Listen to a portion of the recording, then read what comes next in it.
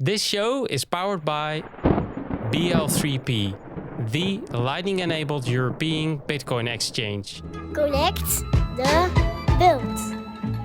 Arel, MiPrimerBitcoin, El Salvador. You're currently living in the beach area of La Libertad in El Salvador. Does it feel you've been saved and have complete freedom now? No. Kombucha is a fermented tea beverage that has been consumed for thousands of years. Its origins can be traced back to ancient China and later spread to other parts of Asia, Russia and Europe. The alcohol content of kombucha is usually quite low, typically ranging from 0.5% to 3% by volume. However, homemade or poorly regulated commercial kombucha may occasionally have higher alcohol levels. Do you brew your own kombucha? No. Everyone new to Bitcoin should start with reading the Fiat Standard and the Bitcoin Standard by Saifedean Ammous. No. Do you prefer a Dutch pancake over a pupusa? Dutch pancake. John Lennon was born on October 9th, 1940 in Liverpool, England. He grew up in a working-class family and developed a passion for music from a young age. Lennon is best known as a member of the legendary British rock band The Beatles. Lennon was not only known for his musical talent, but also for his activism and outspoken views on social and political issues. He became a prominent figure in the peace movement and was a vocal advocate for non-violence and world peace. Do you like his activism more than his music? Yes. Do you have a Bitcoin diploma? No. Joseph Campbell is a renowned scholar and thinker who made significant contributions to the study of mythology and the understanding of the human journey. He passed away in 1987, but if he was still alive, do you think he would have become a Bitcoiner? Yes. V for Vendetta is a 2005 dystopian thriller film directed by James McTingley and produced by the Makowskis. Do you know the domino scene where V tips over black and red dominoes to form a giant letter V involving 222,000 dominoes and it took 4 professional domino assemblers 200 hours to set it up? No. I speak more than 5 languages. No. Are you Satoshi Nakamoto? No.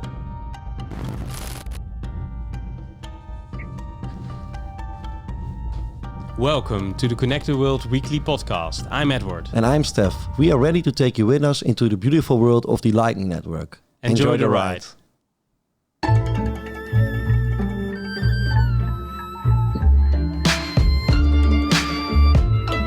This is episode 80 of Connect the World. This show is made possible by our friends from BL3P. Steph, Arel, nice to have you here. If hey everybody else also likes our mission and want to help out, then please support us on Twitter, subscribe at YouTube, and if you have any question at all, of course, go to our Telegram group where you can chat with us. And of course, a donation is always welcome. Conecta el mundo. Welcome, Arel. Welcome, Arel. Welcome to the show. Thank you, guys. Good to be here. Yeah, great to have you here from the sunny south Of El Salvador. of El Salvador. Yeah, And you, I see the palm trees. you don't speak Love more it. than 5 languages, but I'm curious. Are more than 4? I would say more than 2. Ah, okay. More than 2. More okay, than 2. okay. Because I think the people I at home. I can say 9 and Schweinhund, of course, and those kinds of things. But it doesn't mean me being a No. German speaker. So No. I would say 3 languages. You're totally right, man. But It's also interesting if it's necessary, right? Because perhaps Especially with AI coming in the future. Yeah, that's right. I'm thinking about doing a podcast without talking, so only I don't know, Only showing visuals. things or something. Only but visuals. then it isn't a podcast anymore, right? No, that's right. Yeah, because no one can listen. But then you have AI translating it, and and then we laugh about the things that are wrong. I don't know. Oh, okay. And how it crushes our own creativity and how we don't feel human anymore. Well, yeah, it's a topic. Yeah, that's a real topic. It's interesting, I guess, also from an art standpoint. Yeah. But so you don't have a Bitcoin diploma? Not myself. Right? No. Okay. But how come? Because you work for My First Bitcoin, or you contribute to the project of MiPrimerBitcoin? Yeah, well, I would say like it's not on purpose, but from the beginning, I'm not a Spanish. I can't speak Spanish that well, and when I joined the project, everything was in Spanish back then. Like there was no English curriculum or English courses or anything. And if they were, I would of course have taken them to understand better the process of our educational material and services, of course. But that was not the case, and so I don't know. But maybe in the near future, because is it on your agenda to maybe translate your courses into Dutch, because you are a Dutchie? Yes. Well, that already happens at this moment. Okay. And what you guys do have to know, like I've read every single letter in our education materials and helped develop them, of course. So in that process, you learn by teaching, of course, right? Sure. So I was like, I know the material, and to translate it in Dutch, well, I have seen a couple of versions already in Dutch, and to help make them even better, I think that's a good thing to do. But since every case on the globe is different, that's what we truly learned over the course of the years. We first need to speak with, say, Dutch locals to truly understand what kind of education is needed for them before we start translating and just throwing it into like the hands of children and people. Because it doesn't work like that. It doesn't make sense to just copy paste from the things you now have in El Salvador, right? Because the circumstances are totally different. Yeah, the local needs. So Bitcoin education is best suited to be different from region to region, right? Yeah, just to be honest, like it is universal. Like the basic template of the curriculum, it's how it is. It's like it's ready to scale for the masses. But at the same time, like if we talk with one of our nodes or chapters or My First Bitcoins in Costa Rica, they have a different case. And like in Argentina, as an example, somebody told us, well, you didn't talk about stable coins and Tether. Well, yeah, it's Bitcoin only, of course. Yeah, but the Argentinian people, they need to use Tether to adopt Bitcoin. Like the process works different within their psychology here. Mm-hmm. So long story short, every case is different. Yeah, not that easy of just translating. And we ask you, does it feel you've been saved and have complete freedom now? And it's just it's like a small guys. I have that peace of mind. I love this country, and I can do every day what I want without a government interfering with my life and all those kinds of things. But I am happy when the entire human race is freed and empowered, and that's why I'm here, and that's why I, instead of just enjoying retirement, like I'm doing a job. So until that day comes in which like I can see that also a lot of other people have that same feeling, I will not feel free. Okay. So I think we can compare it with a missionary, right? It's you have a mission and you want to help to achieve that mission for everybody else. True. Yeah. But we don't see ourselves as the one. Like we're just one part of this beautiful ecosystem of all kinds of like pioneers, talented, brilliant individuals that share a vision for a better world in the future. And we just try. I would emphasize on try. We try to do our absolute best to provide the right way of education within that mission. But like the infrastructure, you should talk to Nor from Blink Bitcoin Beach Wallet. Like, it's like equal as important as education. So we're all in this together. Absolutely, should go hand in hand, of course. Yeah. Hey, and I asked everybody new to Bitcoin should read the Fiat Standard and Bitcoin Standard. You said no. Yeah. Are there any other materials or books or something, or do you think someone new to Bitcoin should do something completely different? You guys have to know I love safety, and I love his material. But I have a psychology background, so I'm like fascinated by the human mind, and I know that every human being learns in a very different way. So to say like, well, just throw the Bitcoin Standard and the Fiat Standard in the hands of everybody. Well, we already tried it at Christmas, and not everybody was reading that book, right? We already know that answer. Like, you need to meet people where they are, and I find that very difficult because I'm a very impatient guy, and I have my own troubles, of course. And like, I have a mission, I want to do things, but there are algorithms and rules within this world. How Joseph Campbell says that, like in human life, things just work in a way, and you need to understand that way instead of like trying to change the entire rules of everything, because then you're not better than Klaus Schwab or Mark Rutte, all those kinds of fellas, right? It's you need to meet people where they are. So would I advise another book? Jeff Booth, ooh, read his material. It just depends on the person, right? Like, I like the philosophies of Robert Breedlove and his guests, but start with the why. That's for me. It's the most important thing. Is start with why. Why is Bitcoin important for the future of the collective, and why is it important for you as an individual? I'm sure if you dig down into that rabbit hole, you will become a Bitcoiner, because all paths lead to Bitcoin. You need to. Yeah. Well, safety. And Steph and I also talked with Max DeMarco. He is a Bitcoin filmmaker. And I think to have one question or two questions in mind and then go into the world and try to find the answer to a question, that's also more open to a lot of more people that perhaps are anxious about Bitcoin. Yeah. That they can understand it better, to see what it can achieve in some places in the world. Well, perhaps it's different like that. So multiple disciplines, not only books, but also some other things. He also beautiful brain, Max DeMarco.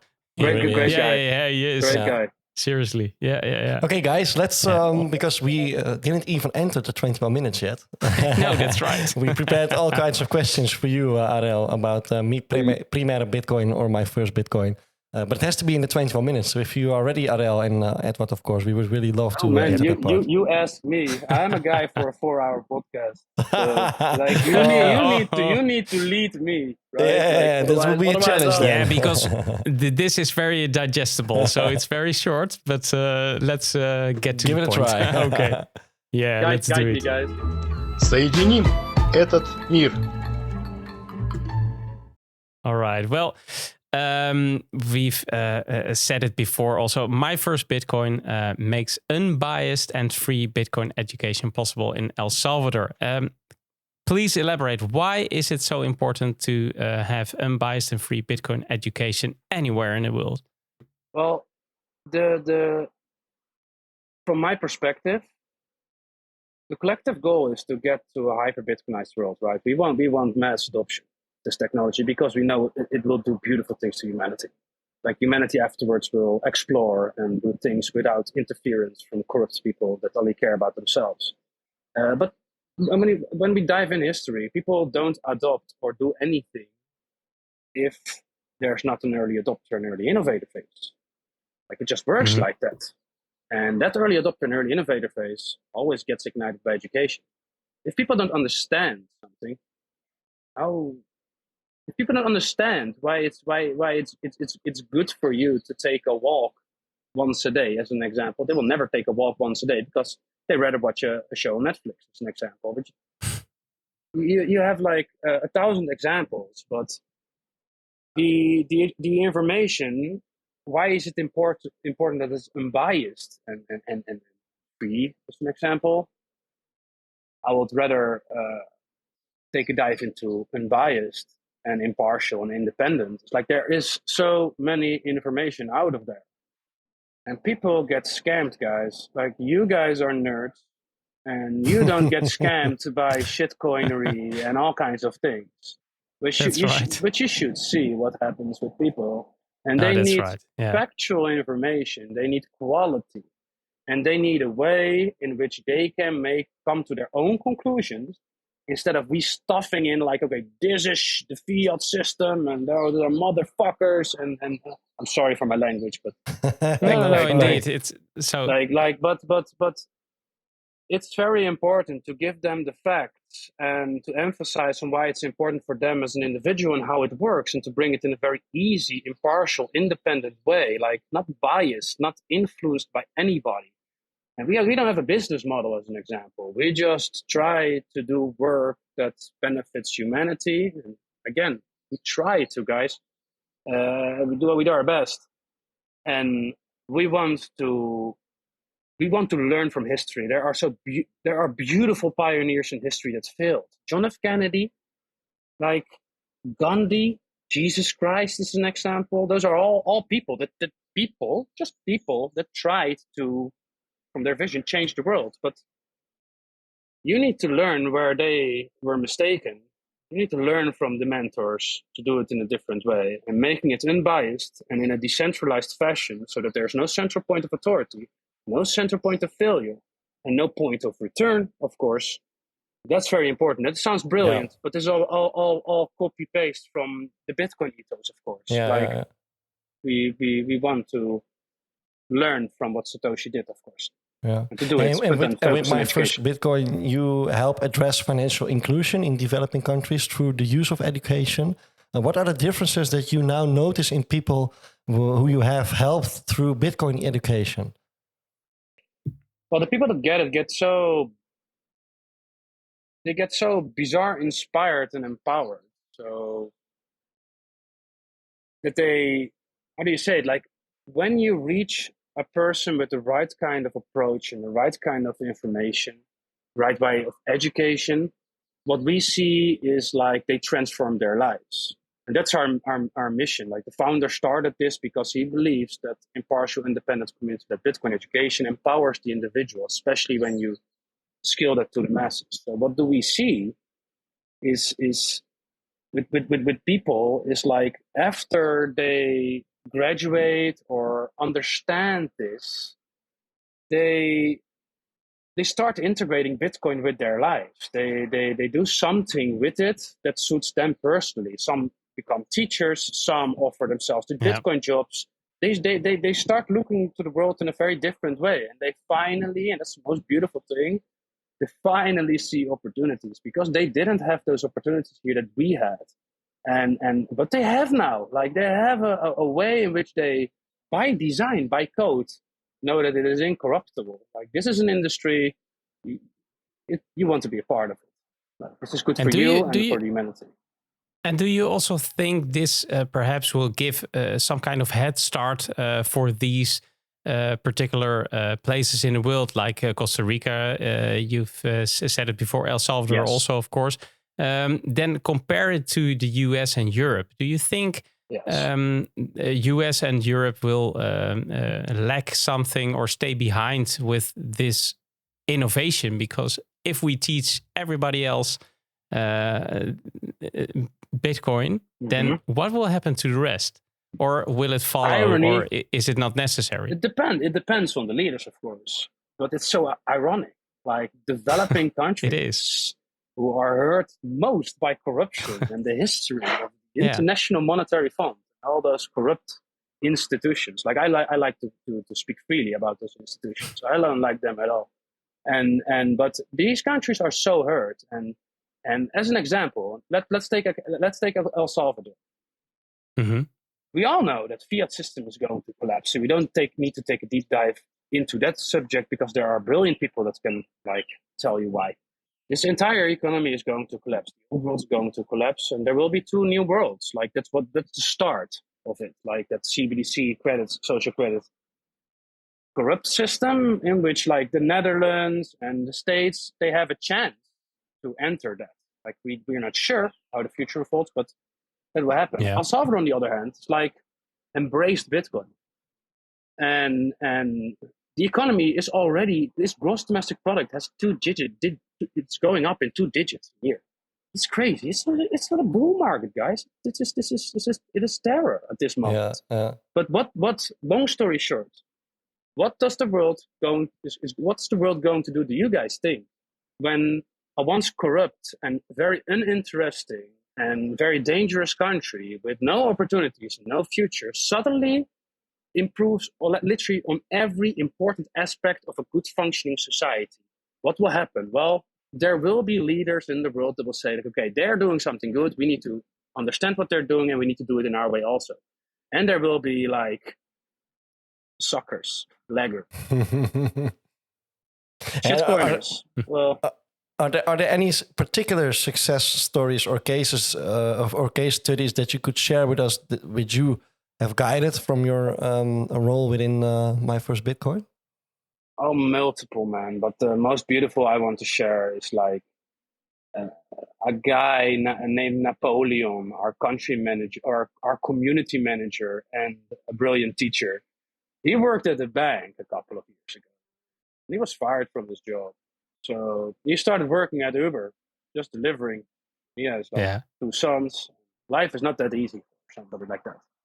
So one day on Uber, he wanted to go home and call it out for the day, but then he had and this is beautiful. He had he had an intuitive feeling like, no, I need to just do one, and he didn't know why. So in that one, he met John, our founder and president, and other Bitcoiners, which were talking about Bitcoin and the new law, and we're like researching this country, looking for ways in which they can contribute, etc. And that moment changed his life because John orange pilled Napo in a very short time. And from that moment, he stopped everything. He went berserk, all in, focused on My First Bitcoin, with a mission to get into a situation in the future in which like there's 100% adoption, and this people is finally free and empowered instead of looked down on as they feel from like nobody knew El Salvador before Bitcoin, of course, and they feel that, and they want to make a difference, a positive impact on their people, and the amount of passion that impartial, independent community that Bitcoin education did with Napo is one of those great, say, social proof or example stories of what happens when you tell the story to when the you orange pill the right way. Yes, indeed. And John can, because he's like a very calm guy. And do you also help to ensure in some way the accessibility and ease of use of Bitcoin and Lightning for users in regions with less stable internet connection? Because I could reckon that would be a problem. Maybe with contacts with local government or something. Is there something that we want that to you stay also impartial and independent at all times? Those are core values of our culture, our ethos. So we don't really want to be influenced by a government, of course. Never. Okay, yeah. But to answer your question, we have a project of La Piraya. It's an island here in El Salvador, in the middle, southern side of El Salvador. We're with a collaboration with Bitcoin Beach and Mike Peterson. We're starting a circular economy there. People don't have internet, so of course we bring in the infrastructure. We brought in Musk's Starlink because that was the most easy option for us and best option after our decision-making process to help the people there get internet. So, of course, long story short, again, of course, we try to help people with the right infrastructure if that's needed. We are not biased. Awesome. Like, education is not everything. Like we miss a lot of spots. And so that's why I'm so happy and excited to talk with you guys, because you guys love the infrastructure, of course, and we could learn from you. Yeah, of course. So don't ask me All those the technical questions, possibilities. because I will throw them back. Okay, and Delia Platt, I don't know if I pronounced it right, but she is the head of curriculum for my first Bitcoin. She stated that your new curriculum is to revolutionize how people learn about Bitcoin, making it accessible and engaging for everyone. Can you elaborate on some of the biggest changes compared to the earlier curriculum? Well, you bring up a person now. Delia Platt is like the brilliant mind and visionary behind our educational material and efforts. What we do and how it works, she's responsible for that, and a very humble lady. But to answer your question, I think it's not about the curriculum. That's how she would answer this question. It's not about the curriculum. And yes, we're revolutionizing the curriculum, but the real thing that we're revolutionizing is our way of teaching. And it's about finding the right balance between interaction with students and having a template and a curriculum that works in a universal way and is scalable for the masses. So it's about that. So what we do is we're trying to create an example in El Salvador in how we teach. And that's very revolutionizing. And it works in some kind of way. We document all those steps. How do we do that? How do we do that exactly? How do we, say, in a very good way, penetrate the minds of people with good stuff and help them, empower them through our way of education? And we're documenting that. And what's truly revolutionizing is the way we want to make that open source and to help the international community. Yeah. Like, these were all our past mistakes. These are the successful things that work for us. Please try to teach to the people in this way. And the ones that throw AI over it, a personalized, humankind-like type of teacher that can, after we've collected all the data, can create something universal and is adaptable to every specific human on this planet. That's when you truly change the world. And we can't do that, but we can with collaboration. Of course. Yeah, because he's suggesting broader geographical reach and a strategy for expanding the program beyond El Salvador, of course, and particularly for non-Spanish speaking regions. Do you have a region in mind where you would like to test this? Or maybe you have it already? Yeah, well, we have a complete strategy for this issue, and the strategy is called the Decentralized Education Network. That sounds fancy, but it's not about the sound. Not about the sound. It's about like everywhere in the world, people reach out to us. Like, yo, guys, I see what you guys are trying to do in El Salvador, and I want to help my community or my region or my country to do the same. So we empower them through open sourcing all our materials to learn from us, right? We're not telling people what to do, but we can share what worked for us and what didn't work for us, and like an entire toolkit of how does my first Bitcoin works, completely open source, completely, like everything. You can literally, that sounds great, replicate it everywhere and do it better than us, and we hope you will. And like that network that's expanding now very rapidly, and we focus on quality. Try to focus on quality instead of quantity, but we try to empower them, because we learned, we try to do things ourselves in the past years, also internationally. But in the process of thinking, we discovered we can never be as good as somebody in South Korea. We have people in South Korea. We can never be as good as them in how to educate their country and their people, because we truly don't understand the case there. And if you think you do, you're like, you need some spiritual lessons. Like, you don't understand the entire world, and we need to collaborate. So it happens already. So people reach out to us, we empower them, and they do it in their own way. Like, run, Forrest, run. That's the thing. That's an organic way. So I think that's that works. And the student workbook includes diverse topics ranging from what is money to navigating scarcity in a growing economy. How do you approach the challenge of simplifying complex economic concepts for high school students? Because I can imagine that is a very hard to get done sometimes. Yeah, it's a very good question. Like, this is a difficult one, and what we've learned, and that's like sometimes it's difficult to just understand that that's a principle or an algorithm of how the world works, and every human being is different. So how do you educate people? It's complicated things. Yeah, because how old are the students? From 15 till 15 to 65. Like and they all have their own background, so that also mangles with their experience. So yeah, it's very personal. Yeah. It's about like meeting the person where they are. And how can you meet the person where they are? Well, by being a brilliant teacher and by having interaction. Like, who cares about the evolution of money? No, we care, of course, but not when we were 5, as an example. It started somewhere. So you need to find that point. And we have those teachers that find those points. Like, why does a person like this cares about this subject?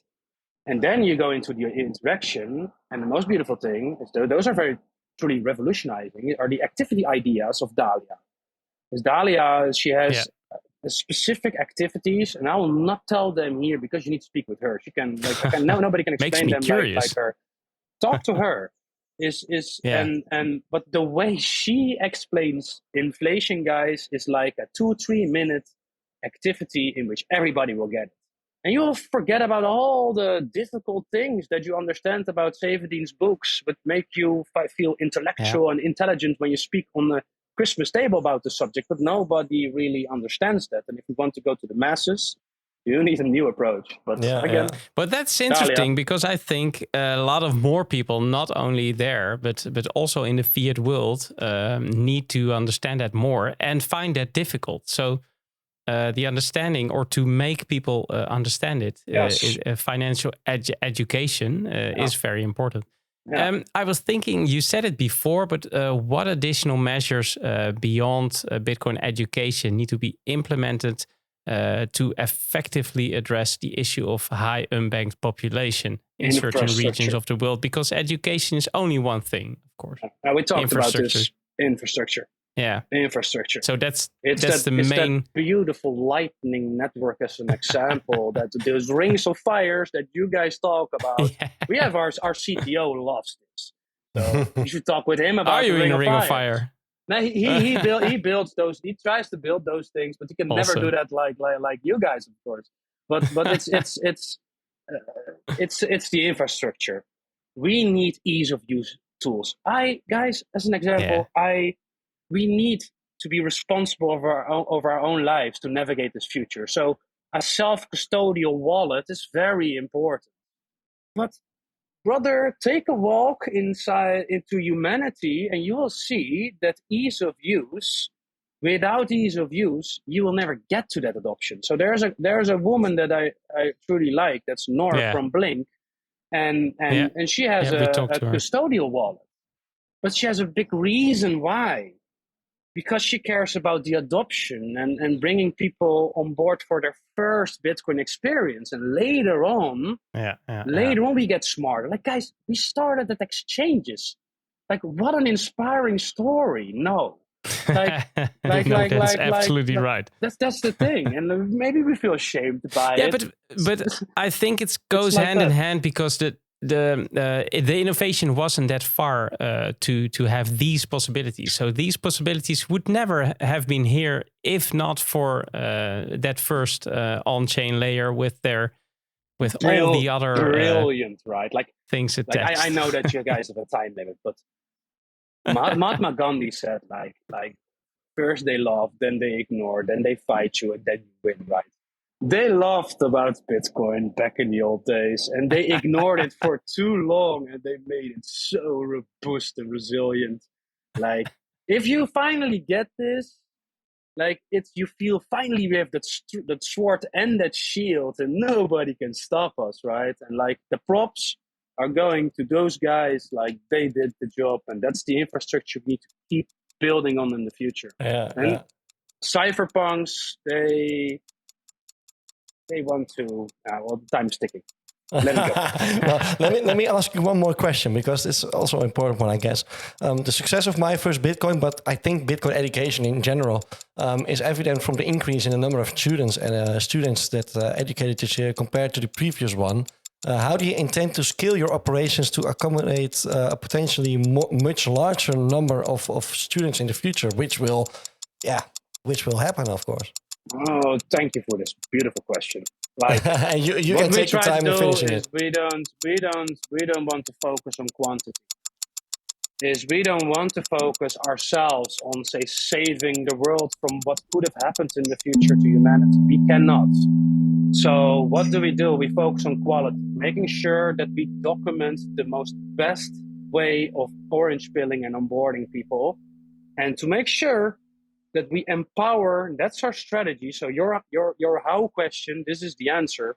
Empower the entire globe and everybody within this industry that wants to do this, that wants to orange pill in a healthy way. Like, we want to empower them, and they will get to the numbers. Perfect. Awesome answer. Yeah, interesting. Focus on quality. Well, that's very important. Otherwise, you will scale problems. And nobody wants to scale problems. No, that's correct. Connect the world. Hey, Steph, the lightning bingo. Yeah, lightning bingo, man. Yeah, I thought, normally you say something like, "Oh, we have a lot of more questions." Sorry, Arel, no, that's right. But Arel knows this. Right? You know that we have a lot of lightning questions. I have here a really great one, and I want the answer. But let's do it Arel has to choose himself. Arel, we prepared 3 questions for you, but you may only choose one. So I hope you pick the one that Edward's talking about. I don't know which one he's talking about. I see 3 names, and they're all even more interesting. So you can choose from Herman Vivier from Bitcoin Akasi, Arnold Hubach, he's a Bitcoin nomad, he works for Bitcoin Magazine NL. I know him. Or you know or him. Mike Jarmus, and Mike is from Lightning Ventures. Which one will you have asked? I've never heard about that Mike, so I would love to hear it. Well, let's do it. All right. Yeah, the other ones, you will never hear them. All right. Well, this is Mike Jarmus, the Muzzman from Lightning Ventures. And my question is this: how are you going to fundraise for your company?